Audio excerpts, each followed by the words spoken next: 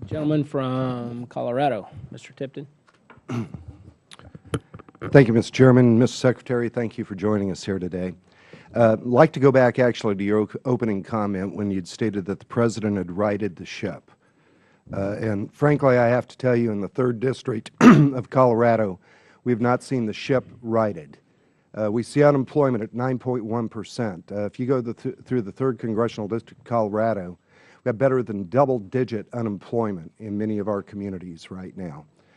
We are seeing great frustration in terms of the marketplace. Access to capital. I'm a small businessman. And let me tell you the problems that I see and my counterparts are really seeing right now. It's actually uncertainty. You can provide the access to capital, but if we don't have sales, it doesn't work. We have to be able to get this economy moving, and the uncertainty that we're seeing, frankly, coming out of the administration is greatly impacting a lot of business decisions right now. When I read through your entire statement last night, you were talking about government-run health care, providing certainty. It's created uncertainty for a lot of small businesses that are out there. When we're talking about the tax code that Mr. West had referred to as well, you and the President have stated that if you're in $250,000 or more in this country, you're wealthy.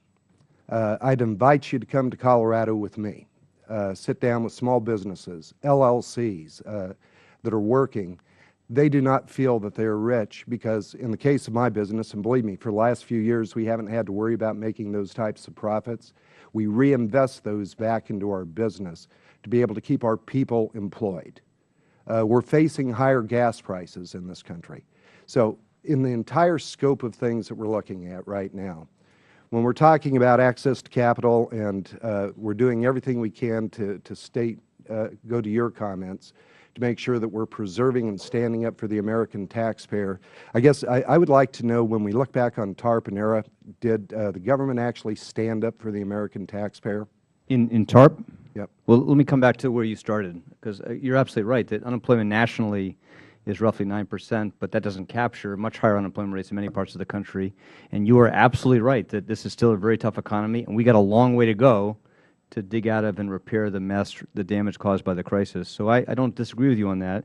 And I absolutely agree that, again, small businesses in many parts of the country, where unemployment is very high, or businesses that were in construction, real estate, are still showing the deep scars caused by the crisis. The question is, what can we do to help make that better? Now, you referred to a tax question. I just want to make sure I respond to that, because I know that's a broad concern. So I'm going to explain to me what our view is about that particular question.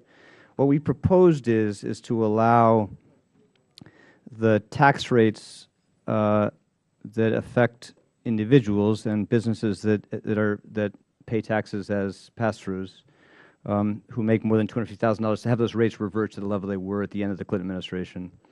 And we don't do that because we think it's that we want to do it in particular. We do it because we have huge fiscal challenges as a country, and we have to figure out a way to dig out of that mess. And we think the best way to do that for the economy is through a broader, balanced approach with savings matched by some modest changes in revenues. Now, you're right that will change the tax treatment of small businesses, but only roughly 3% of small businesses.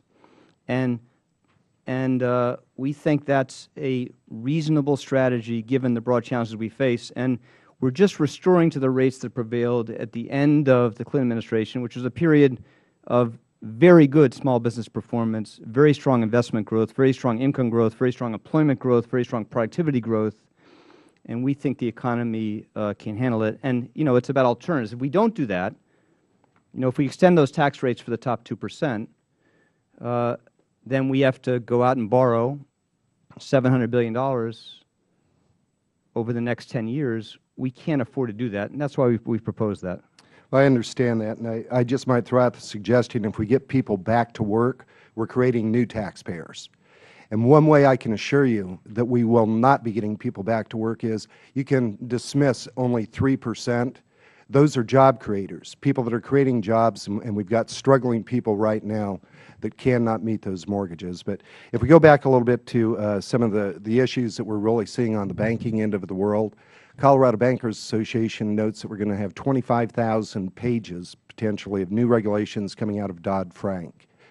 These are going to impact it. And when we look through the 5 Cs in terms of making those actual loans to small businesses in this country, the banks want to be able to loan this money, but the regulations, again, are coming into play, choking off the American economy and our ability to be able to create jobs. I don't agree with that, but let me explain a little bit why I think it's a fair approach to thinking about that. And as I said, again, it's very important we get this balance right, and there's no perfect way to get that balance right. But remember, look back at what happened given the basic failures of oversight in our financial system. It caused a huge amount of damage to small businesses. They were the innocent victims in many ways of the big mistakes in design of regulation, checks and balances over our financial system. It was catastrophic.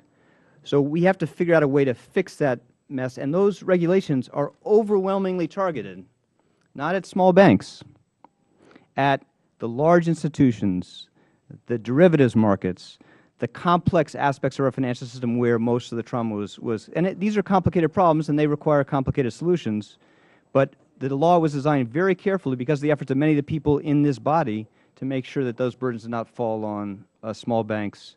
And we have got to make sure we have a system that provides more stability and access to credit, and that's what those rules are designed to do. But of course, you're right to say we've got to be careful to get the balance right, not overdo it.